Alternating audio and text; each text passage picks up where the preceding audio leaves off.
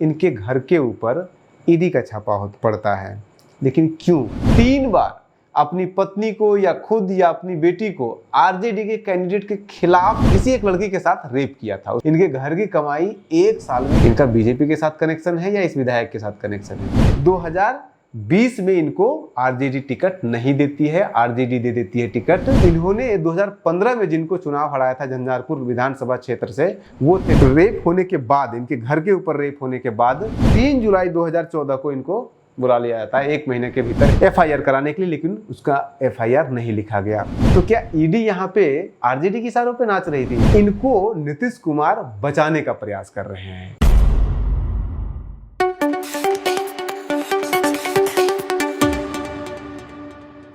एक आईएएस अधिकारी, एक विधायक, एक लड़की, एक रेप और एक बच्चा, इन सब के बीच 2 रहस्यमय व्यक्तियों की आज कहानी सुनाऊंगा आपको। ये व्यक्ति रहस्यमय इसलिए है क्योंकि इनके जीवन के जो पक्ष हैं, जो अलग अलग पक्ष हैं, वो खुद रहस्यमयी है। अभी मैं आपको शॉर्ट में पहले 5-5 दोनों की रहस्यमय जीवन की झलकी बता देता हूं, फिर डिटेल में बताऊंगा। उदाहरण के लिए जो विधायक हैं, रहस्यमयी विधायक हैं, वो 2015 में आरजेडी के टिकट पर चुनाव लड़ते हैं, जीतते हैं। उसके बाद फिर 19 में उनको सांसद का टिकट दिया जाता है, हार जाते हैं और उसके बाद फिर 3 बार अपनी पत्नी को या खुद या अपनी बेटी को आरजेडी के कैंडिडेट के खिलाफ खड़ा करके, आरजेडी के खिलाफ विद्रोह करके चुनाव लड़ते हैं। हालांकि 2 बार जीतते हैं, 1 बार हारते भी हैं, मिक्स इनका रिजल्ट है। लेकिन उसके बाद भी इनके खिलाफ ईडी का समन जारी होता है। इनके 10-10, 12-12 ठिकानों पे जांच होता है ईडी का। भाई, कहा तो ये जाता है कि आरजेडी के लोगों के ऊपर ईडी पीछे भागती है या विपक्ष के लोगों के ऊपर भागती है, लेकिन आरजेडी के खिलाफ विद्रोह करने वालों के खिलाफ ईडी कैसे भाग रही है, ये सबसे बड़ा रहस्य है। दूसरा, मीडिया में आपको ये दिखेगा कि ये इन्होंने किसी एक लड़की के साथ रेप किया था, उसका खूब मीडिया में खबर आपको दिखेगा। लेकिन इसके साथ साथ इन्होंने 2006 में 2 दलित लड़की, मुसहर लड़की का रेप किया था और उसको मैनेज कर लिया। आज उन दोनों लड़कियों का शादी भी हो गया, बच्चा भी हो गया, सब कुछ हो गया। पैसा देके मैनेज किया, कैसे किया वो नहीं पता, लेकिन वो रहस्य अपने आप में आज भी बना हुआ है। तीसरा, इनके पास 6 2 व्हीलर है और 10 4 व्हीलर है इनके परिवार के पास है। और महंगी से महंगे 4 व्हीलर, मर्सिडीज से लेकर के जितने भी फॉर्च्यूनर वगैरह है, सारी गाड़ियां इनके पास है। हालांकि एक बार ये विधायक बने हैं, ये एक बार अभी एमएलसी इनकी पत्नी बनी है। इसके बाद फिर इनके घर की जो कमाई है, इनके बेटा भी कमाता है, बेटी भी कमाती है, पत्नी भी कमाती है, क्योंकि पत्नी खुद एमएलसी है, खुद भी रह चुके हैं विधायक। इनके घर की कमाई 1 साल में 1 करोड़ रुपए से ज्यादा है सालाना। ये अपने आप में रहस्य है, करते क्या है आखिर। अब उसके बाद फिर अब आ जाइए दूसरे व्यक्ति के रहस्यमय जीवन पे, जो इनके दोस्त भी हैं, बहुत अच्छे शागिर्द हैं, इनके साथ काम करते हैं, साथ में बिजनेस है इनका, इनके साथ इनका पेट्रोल पंप है और भी अलग अलग तरह का बिजनेस है। ये है एक आईएएस अधिकारी। आईएएस अधिकारी का इस व्यक्ति के साथ क्या कनेक्शन है, उसको समझिए। ये व्यक्ति हैं पंजाब के, 1997 के आईएएस कैडर है। बिहार इन्होंने कैडर लिया है, पंजाब के हैं, बिहार कैडर लिया है। ये भी एक बहुत बड़ा सवाल है कि भाई जो लोग पंजाब के हैं वो बिहार आ रहे हैं, कैडर ले रहे हैं, और जो बिहार के हैं, हमने एक अलग से वीडियो बनाया, बिहार के लोग बिहार में काम ही नहीं करना चाहते हैं, बिहार के आईएएस ऑफिसर। हमने एक अलग से वीडियो बनाया जिसमें ये बताया कि कैसे ज़्यादातर बिहारी आईएएस ऑफिसर बिहार में नौकरी करके बिहार से बाहर नौकरी करना चाहते हैं। और उसमें ऊपर आपका उदाहरण के रूप में फेमस में से अभी मनीष वर्मा बने हैं, वो उड़ीसा कैडर से लेके चले गए थे, बाद में भलोही नीतीश कुमार के आने के बाद आ गए थे। के पाठक फेमस अधिकारी हैं, वो यूपी कैडर से, यूपी के हैं लेकिन बिहार में वो काम कर रहे हैं। तो इसके ऊपर हमने एक अलग वीडियो अलग से देखिएगा। लेकिन रहस्य इनका एक है, ये बड़ा रहस्य है कि पंजाब का कोई व्यक्ति क्यों बिहार कैडर में आ रहा है यहाँ पे नौकरी करने के लिए। दूसरा इनका ये है कि ये इस विधायक का क्राइम पार्टनर है। क्राइम पार्टनर ऐसे हैं कि ये इनके साथ रेप भी करते हैं, बिजनेस भी करते हैं, सब कुछ इनके साथ करते हैं एलिजिडली। अब सबसे बड़ा सवाल, ये इनके दोस्त हैं, इनके साथ इनका बिजनेस संबंध भी है, आंतरिक संबंध है, अतरंगी संबंध है, सारे संबंध है। लेकिन उसके बावजूद 2015 में ये विधायक बनते हैं, विधायक महोदय, और 2014 में ही मोदी सरकार बनती ही, जिस दिन मोदी सरकार ने शपथ लिया उसके 15 दिन के भीतर इस आईएएस अधिकारी को बुला लिया जाता है मोदी सरकार में दिल्ली में केंद्र में सेवा देने के लिए। इनका बीजेपी के साथ कनेक्शन है या इस विधायक के साथ कनेक्शन है, ये भी अपने आप में एक बहुत बड़ा रहस्य है। सेंट्रल डेपुटेशन पे जो होता है 5 साल तक, वो फिर 19 तक वहीं रहते हैं। 19 के बाद 5 साल से ज़्यादा डेपुटेशन ले नहीं सकते, फिर वो वापस आ जाते हैं। अब एक और रहस्य इस IAS अधिकारी का ये है कि जब ये IAS अधिकारी 2010 से लेकर के 2013 के बीच में, 4 जुलाई 2010 से 7 जनवरी 2013 के बीच में ये मधुबनी में रहते हैं। IAS अधिकारी वहाँ के डिप्टी कलेक्टर वहाँ के होते हैं, और उस समय ये विधायक महोदय विधायक भी नहीं होते हैं, उस समय वहाँ पे प्रखंड अध्यक्ष होते हैं। एक प्रखंड अध्यक्ष की एक IAS अधिकारी के साथ इतनी गहरी दोस्ती की, बिजनेस पार्टनर से लेकर के क्राइम पार्टनर साथ में हो गए, ये कैसे हो सकती है? इसी को हम आज तलाशते हैं। तो नाम अब आपको बता देते हैं। नाम मधुबनी मैंने बता ही दिया था। मधुबनी में झंझारपुर लोकसभा क्षेत्र से ये 2024 में BSP के टिकट पे चुनाव लड़े हैं। अभी तक आप समझ गए हो, इनका नाम है गुलाब यादव। पिछले कुछ दिनों से मीडिया में ये खबर में बने हुए हैं। रेप केस से लेकर के ईडी के का जो इनके घर केस से लेकर के हर जगह पे जो छापेमारी हुई है। अब यहीं से इनका कहानी शुरू करते हैं। कहानी ये है कि ये 2006 में पहली बार अनअपोज्ड, निर्विरोध प्रखंड अध्यक्ष बनते हैं। 2 बार वहाँ पे 6 में बनते हैं, 6 से 11, 6 5 11 और 11 से फिर 16 तक का उनका टर्म होता है। लेकिन 15 में आरजेडी इनको टिकट दे देती है। आरजेडी के टिकट पर ये विधायक बन जाते हैं और विधायक बन करके फिर पहुंच जाते हैं सदन में। लेकिन 14 में ही इनको बुला लिया जाता है नीतीश सरकार के द्वारा। 3 जुलाई, आप याद रखिए, मई में मोदी सरकार बदली है 2014 में, और 3 जुलाई 2014 को इनको बुला लिया जाता है। 1 महीने के भीतर, 1 महीना से 2-4 दिन आगे मान लीजिए, इनको दिल्ली बुला लिया जाता है। तो विधायक बनने के बाद गुलाब यादव का कोई वो नहीं है, इनका आपस में कनेक्शन। लेकिन इनके विधायक बनने के बाद और उनके दिल्ली जाने के बाद गुलाब यादव दिल्ली में घर जरूर बना लेते हैं और वहाँ पे रहते हैं। वहाँ पे इनकी गाड़ी भी है, मर्सिडीज गाड़ी का जो नंबर है वो DL वाला ही है। संभवतः सेकेंड हैंड लिए, फर्स्ट हैंड लिए, हमें नहीं पता, लेकिन DL नंबर है उनका मर्सिडीज का, जो गुलाब यादव के पास है। अब इसके बाद फिर विधायक बनने के बाद फिर ये MP का टिकट इनको आरजेडी देती है, वहीं से झंझारपुर से हार जाते हैं। उसके बाद फिर 2020 में इनको आरजेडी टिकट नहीं देती है। आरजेडी दे देती है टिकट, अपने पास भी नहीं रखती है, CPI को वो सीट दे देती है। क्यों देती है? शायद वहां से डिस्प्यूट आरजेडी, और कहते हैं कि गुलाब यादव का डिस्प्यूट लालू यादव से नहीं, बल्कि गुलाब यादव का डिस्प्यूट तेजस्वी यादव से था, इसलिए उनको टिकट नहीं दिया गया। लेकिन उस समय उन्होंने विद्रोह नहीं किया। जब 2022 में इनकी बेटी और इनकी पत्नी MLC के लिए और जिला अध्यक्ष के लिए लड़ने लगी इनकी बेटी, तब इन्होंने विद्रोह किया। MLC का वो सीट, वो इलेक्शन याद कीजिए, एक इलेक्शन हुआ था झंझारपुर मधुबनी क्षेत्र में।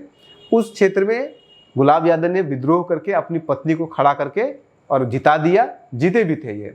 दूसरा विद्रोह हुआ था नवादा में, जहां पे कि राजवल्लभ यादव के भतीजे ने विद्रोह करके आरजेडी के खिलाफ अपने आप को खड़ा किया और वो जीत भी गए थे। दोनों जगह आरजेडी हारी थी निर्दलीय उम्मीदवार से। तो ये 2 चुनाव जहां पे विद्रोह किया।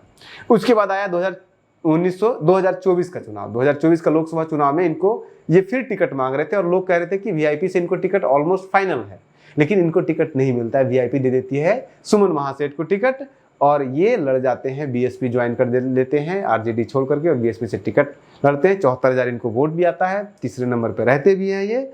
लेकिन ये इनका हिस्ट्री है, इलेक्टोरल हिस्ट्री है।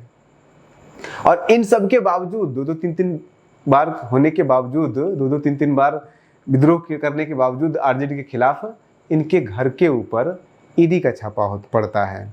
लेकिन क्यों? आखिर क्योंकि आरजेडी में होने के कारण तो इनके ऊपर ईडी का छापा पड़ सकता था। जब तक ये 20 तक जब ये आरजेडी में थे, आरजेडी के विधायक थे, 22 तक ये आरजेडी के पार्टी में रहे हैं, 24 तक रहे हैं ये, तब इनके घर पे छापा एक भी नहीं पड़ा। तब तो इनके खिलाफ जो केस था उसको ड्रॉप किया गया है। रेप का केस इनका ड्रॉप कर दिया पटना को हाई कोर्ट ने, वो भी मैं पूरा बताऊंगा आपको। लेकिन जैसे ही ये आरजेडी के खिलाफ विद्रोह करते हैं तो इनके ऊपर छापा पड़ जाता है ईडी का।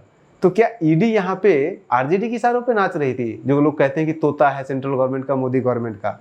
संभावना क्या है? संभावना एक ये हो सकती है कि इन्होंने 2015 में जिनको चुनाव हराया था झंझारपुर विधानसभा क्षेत्र से, वो थे नीतीश मिश्रा, जगन्नाथ मिश्रा के बेटे।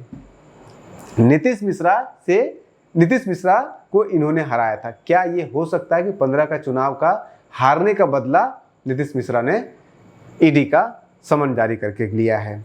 या फिर ये भी हो सकता है कि ये आरजेडी में बने रहना चाहते हो, या फिर आरजेडी में फिर से 2024 के चुनाव के बाद वापस जाना चाहते हो, और नीतीश मिश्रा को डर लग रहा हो कि अगर ये आदमी खड़ा हो गया झंझारपुर से, तो झंझारपुर से नीतीश मिश्रा को फिर से हराया जा सकता है। तो हारने से बचने के लिए नीतीश मिश्रा ने, अभी तो नीतीश मिश्रा मिनिस्टर बने हुए हैं नीतीश गवर्नमेंट में, तो अपना रसूख दिखा करके इस आदमी का पॉलिटिकल करियर खत्म करने के लिए ये दांव पेच किया। और ये संभावना हो सकती है, क्योंकि अभी जो गुलाब यादव ने चुनाव लड़ा है झंझारपुर से, उस चुनाव में यही वो झंझारपुर विधानसभा क्षेत्र है जहां से उनको सबसे ज्यादा वोट मिला है।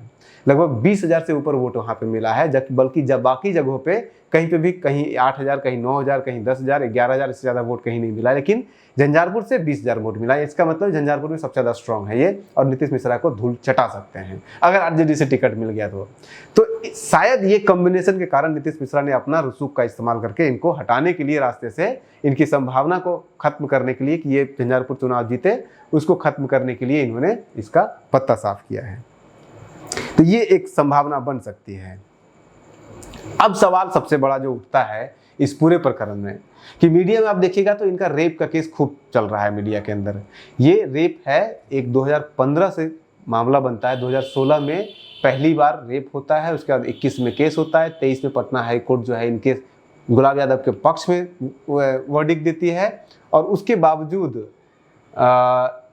इस रेप के अलावा एक और रेप ये करते हैं 2006 में, उसका कोई चर्चा नहीं होता है। पहले आपको हम 2015 वाला केस बता देते हैं।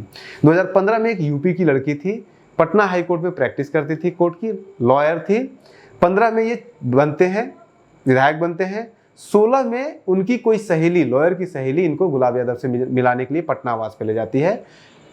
जो केस है, केस की डिटेल के अनुसार, उस लड़की के अनुसार, जब वहां पे गए तो इनके साथ जबरदस्ती किया गया, इनके साथ रेप किया गया और इनको डराने धमकाने, गन पॉइंट पे इनका रेप किया गया 2016 में। 2016 में रेप होने के बाद, इनके घर के ऊपर रेप होने के बाद 2016 में ही ये लड़की पटना से मूव करके इलाहाबाद हाई कोर्ट चली गई। उसके बाद फिर 2017 में, और हालांकि इस बीच में चीज़ें ये सब चल रही थी कि मैं तुमसे ही शादी करूँगा, तुम्हारे अलावा किसी से शादी नहीं करूँगा, और उसके लिए इन्होंने बहुत सारे प्रोमिसेस भी किए थे। और उसके बाद फिर 8 जुलाई 2017 को इनको दिल्ली बुलाती हैं, यही गुलाब यादव बुलाते हैं। दिल्ली में इनका आवास बन चुका था तब तक, और दिल्ली में ही उस समय थे संजीव हंस जो IAS ऑफिसर हैं। ये दोनों मिलकर के रेप करते हैं इनके साथ, ऐसा उनका कहना है। और इसी के बाद 2018 में इनका एक बच्चा भी होता है। अब इनका कहना है, लड़की का कहना है कि इन्हीं दोनों में से किसी का बच्चा है, और गुलाब यादव का कहना है कि मैंने तो नसबंदी करा ली, मेरा तो हो नहीं सकता है, और संजीव हंस ने भी अपना पत्ता झाड़ लिया, लेकिन वो रेप हुआ। उसके बाद फिर इनको प्रॉमिस करते गया, ठीक है मैं तुम्हें अपने बच्चे का नाम दूंगा, तुमसे शादी करूंगा, अपने पत्नी को मैं तलाक दे दूंगा, ये सब कुछ चल रहा था। इस चीज़ को धीरे धीरे कितना समय तक देंगे, 18 में बच्चा भी हो चुका था, लेकिन कुछ हुआ नहीं। उसके बाद फिर पटना में, पटना पुलिस में जो आपका रूपसपुर थाना है, वहाँ पे ये महिला गई FIR कराने के लिए, लेकिन उसका FIR नहीं लिखा गया। उसके बाद फिर वो पटना SP को 28 अक्टूबर 2021 को लेटर लिखती है, बजाबता रिटर्न रूप में कंप्लेन लिखती है, लेकिन उसके बावजूद भी कोई भी इनके खिलाफ कंप्लेन नहीं किया जाता है, इनकी अरेस्टिंग नहीं होती है। केस दर्ज कर दिया जाता है FIR, लेकिन केस दर्ज होने के बावजूद सेशन कोर्ट उनको रिलीफ दे देती है। जो निचली अदालत होती है उन्होंने फ्री कर दिया कि ये मतलब जो कहते हैं ना, बदनाम करने के लिए ये प्रयास किया जा रहा है। फिर वो हाई कोर्ट में गई, और हाई कोर्ट में ने भी मई 2023 में वर्डिक्ट दिया कि इनको परेशान किया जा रहा है, और उन्होंने साफ शब्दों में पुलिस को हिदायत दिया, पटना हाई कोर्ट ने, कि no coercive action should be taken against this person. यानी कि एक व्यक्ति जिसने रेप किया है, बहुत तरह के मामले में व्यस्त है, ईडी के छापेमारी सब कुछ वहाँ पे आगे आने वाला है, लेकिन उसके खिलाफ पटना हाई कोर्ट उसके पक्ष में वोट करते हुए, पक्ष में अपना मत देते हुए कहता है कि इनके खिलाफ कोई भी जो है वो कोर्सिव एक्शन नहीं लिया जाए, पुलिस को कहती है। और उसके बाद आज इसी के खिलाफ ईडी का समन जारी हो जाता है। ये कैसे हो सकता है, ये गुत्थी तो समझने की जरूरत है। इसके पहले ये एक बार पहले भी बच चुके हैं। 2006 में क्या हुआ था कि 2 मुसहर माइनर यानी कि नाबालिग लड़की का इन्होंने रेप किया था। उस समय ये भट्ठे का बिजनेस करते थे, ईंट का बिजनेस करते थे वहाँ पे, और पैसा दे करके लोग कहते हैं कि इन्होंने मैनेज कर लिया था। आज के डेट में उनके खिलाफ दलित एट्रोसिटीज़ का केस लगा था, लेकिन सब मैनेज कर लिया उन्होंने पैसा दे करके। उस लड़की ने अपना जो है वो बयान ही बदल लिया, आज लड़की का बच्चा भी है, शादी भी हो गया, सब कुछ हो गया है। हालांकि उस केस के बारे में, उस जो 2006 का दलित का रेप का केस था, उसका 2012 के ह्यूमन राइट जो ईयर बुक होता है उसमें भी इसका जिक्र है, लेकिन उसके बावजूद आज तक उनके खिलाफ कोई एक्शन नहीं लिया गया। अब ईडी उनके खिलाफ जा रहा है इतना कुछ होने के बाद। अब आ जाइए कि आखिर ऐसा हो कि क्यों रहा है। एक तो ये पॉसिबल फैक्टर हो सकता है कि ईडी के कारण ऐसा और इनके कारण हो रहा है, नीतीश मिश्रा के कारण हो रहा है। दूसरा, ये मीडिया में आरोप लग रहा है कि ये जो आईएएस ऑफिसर है संजीव हंस, इनको नीतीश कुमार बचाने का प्रयास कर रहे हैं। इसके ऊपर हम एक अलग से वीडियो आपके लिए बनाएंगे, है कौन ये संजीव हंस, उसमें पूरा डिटेल में आपको बताएंगे। फिलहाल सिर्फ इतना जान लीजिए कि संजीव हंस, अगर उनके खिलाफ ईडी का समन जारी हुआ, ईडी का उनके छापेमारी हो रही है, तो उनका अगर आप हिस्ट्री देखेंगे तो वो बीजेपी के ज़्यादा करीब रहे हैं। 2014 में जैसे ही मोदी सरकार बनती है, एक महीने के अंदर मई में सरकार बनती है, 3 जुलाई को उनको बुला लिया जाता है मोदी सरकार के द्वारा दिल्ली 5 साल के लिए डेपुटेशन पे। और जब वापस आते हैं तब तक यहाँ पे एनडीए की सरकार थी। तो संजय झा जो पूरे बिहार में जदयू में होते हुए सबसे ज़्यादा बीजेपी के करीब हैं, उनके डिपार्टमेंट में, वाटर डिपार्टमेंट में जा करके नौकरी करते हैं। और ये बहुत कुछ गुत्थी है संजीव हंस के बारे में, जो आपको हम अगले वीडियो में बताएंगे। फिलहाल आप बने रहिए न्यूज़ हंटर के साथ, बहुत कुछ आना बाकी है। नमस्कार।